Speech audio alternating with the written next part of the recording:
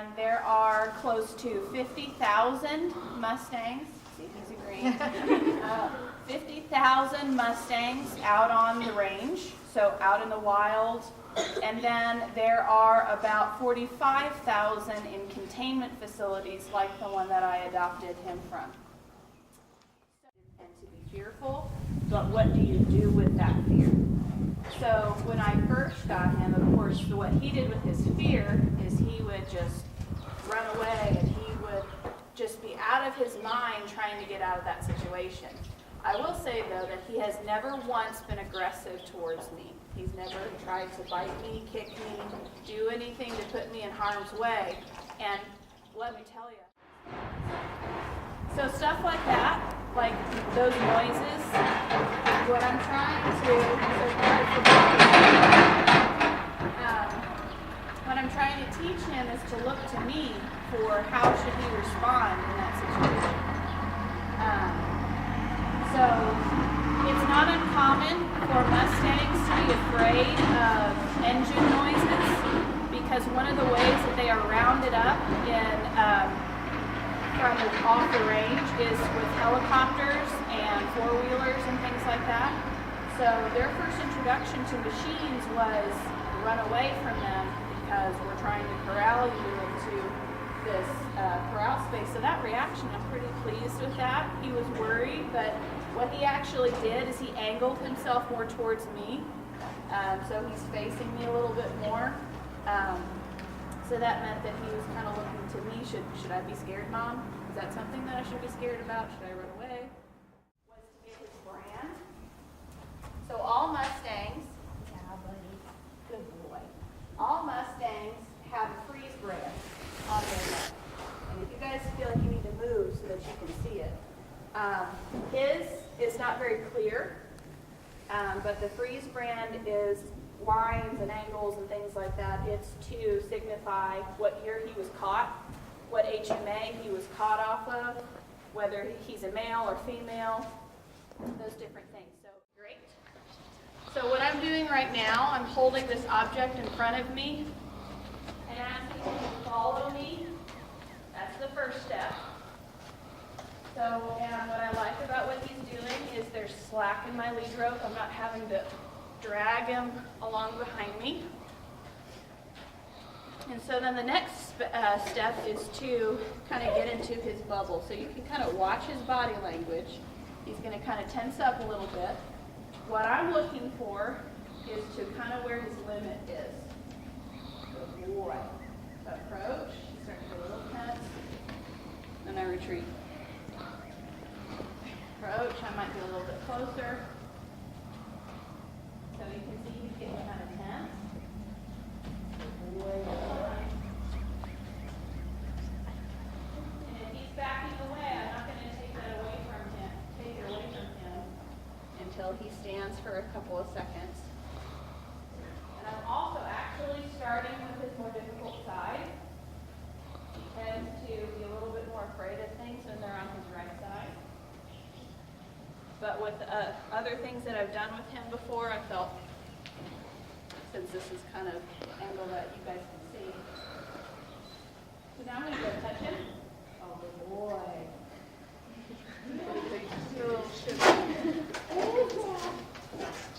is it, buddy? Yeah, so you can see his muscles clenching. But I tell you what, though, a couple months ago, the way he would have been handling his fear here, his head would have been up, he would have kind of been pulling away from me. I would have had to have been doing this in a round pen, in a situation where if he did get away from me, he would like run off and I wouldn't be able to catch him again. So we slowly had to kind of make his world a little bit bigger as far as where he's contained. So he stepped away a little bit with that. Now I'm going to kind of ask him for a little bit more to relax, so he's not clenching anymore. And now I'm not going to step away. And he's withering up.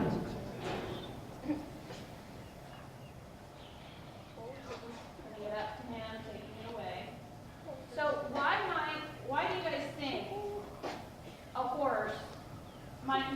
to not be afraid of something like this. What do you think? For games or something you'll do with them? Yeah, if you want to play some kind of game with them, or, say you're riding a horse and somebody wants to hand you something that's kind of long and weird looking, like a stick or a crop or something. Yeah. Good boy.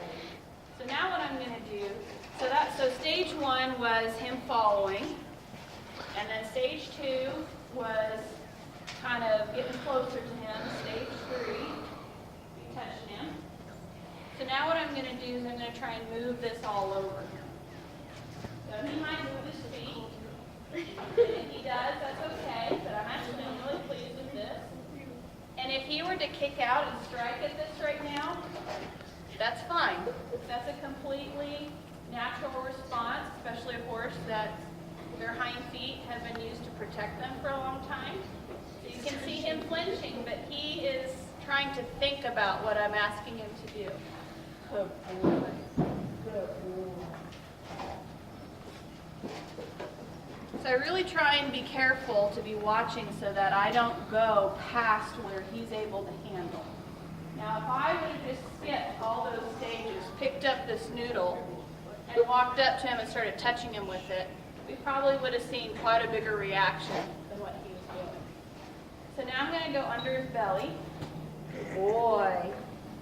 So places where horses are a lot more vulnerable would be under, and at least he's ticklish a little bit under here. He flinches a lot when I'm brushing him or anything under here. But where he's the most, has been traditionally the most reactive, right there with his legs. Good boy. Good boy. So you see he just started licking and chewing. So it's okay that he got scared like that, but I just tried to stay calm and to keep that pressure at least kind of pointed towards him. He also snorts a lot. That's one of the ways he deals with his anxiety. So I'm going to try and touch his chest. It's going to kind of be my goal before I move on to his other side. Because his chest and right under his jaw, that's where he's traditionally been, good boy. He's been very reactive and very protective. Because where do you think a mountain lion or something might try and get at him if they wanted to eat him? Right here. This is a very vulnerable spot for a wild horse. Good boy. Good job, buddy. Good boy. Now when I switch sides, I've got a new horse. So you can see I'm on his left side and he's still a little worried because I've switched eyes. And with horses, kind of you switch brains a little bit. So I still have to go through those stages again. I can't just run up to him and touch him with it just because I was doing that on his right side.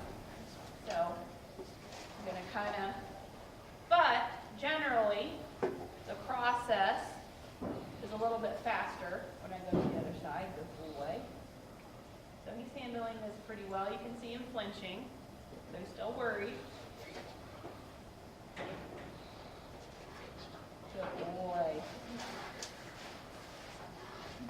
And guys, this has been a year. This has been a long process with him. This is the first Mustang that I've worked with, so like I said, I've learned a lot. But from what I gather, he's more of your reactive type. I think I have reason to believe he's a Spanish Mustang because he's got, good boy, you may not be able to see it here, but he's got a black stripe down his back. And some of his coloring and his body type suggests that he's a Spanish Mustang. And Spanish Mustangs are some of the oldest. And they tend to be take a little bit longer to domesticate. Good boy. So I like that he's got this hind leg relaxed here. He might still kick out. And if he does, that's okay. Good boy. Good job. Good job, Spartan. I'm a little worried me getting close to his face.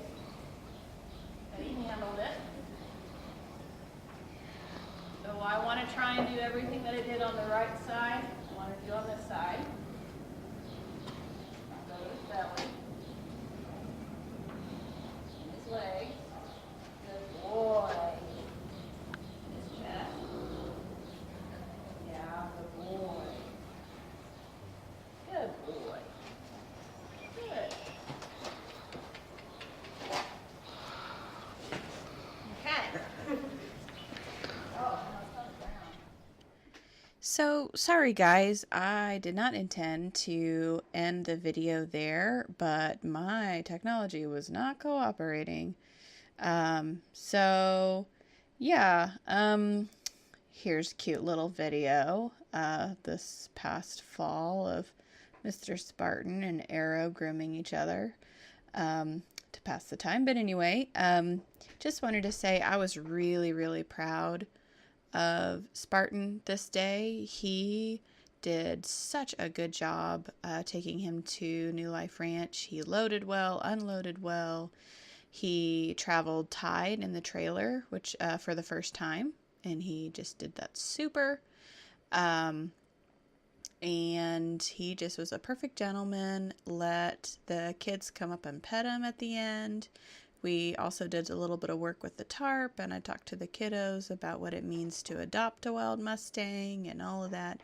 Oh, isn't he cute? Yes, he's a sweet boy. So, I've had a lot of fun working with Spartan this year. This year has gone by so fast.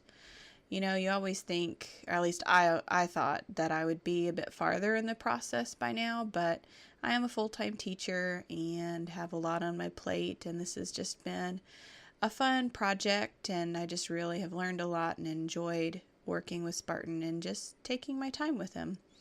And that's what I'll continue to do. I'm hoping here soon to be riding him. I'm putting the saddle on him and doing some ground driving work with him. I hope to maybe take some video of that soon, and hopefully, you know, not take like 5 months to get another video up. So yeah, hopefully I'll get that up soon. But I just want to say thanks for watching. Thank you for kind of following along with us in this journey, and I'm excited to kind of keep going with it and see what the next step is. So I appreciate you watching.